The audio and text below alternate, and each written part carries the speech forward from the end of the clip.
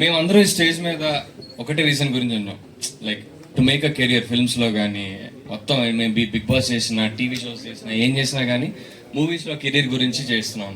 ఆ ఒక్క ఇనిషియేటివ్ తోటి మమ్మల్ని అందరినీ గట్టిగా కలిపేశాడు ఆయన. So thank you so much. And ఆయన కసి నాకు తెలుసు. I like the way you promote your films. ప్రమోషనే కాదు, ఎంత కష్టపడతావు ప్రతి దాంట్లో, whatever you do. So I want this movie to be very big success for you, to the entire team. Madhu Meghalekha sorry, you have very expressive voice, చాలా మంచి screen presence ఉంది. అందరి గురించి చెప్తారు, సిరి కూడా చాలా బాగా. వాడి కసి కాదు, నీ కసి మాకు అప్రిసియేషన్ కూడా కసి ఇలా చూస్తే అదే నీ ఆలోచన దృష్టి అలా ఉంది. ఇది ఎక్కడికో వెళుతుంది, ఎక్కడితో ఆపేద్దాం. రైట్,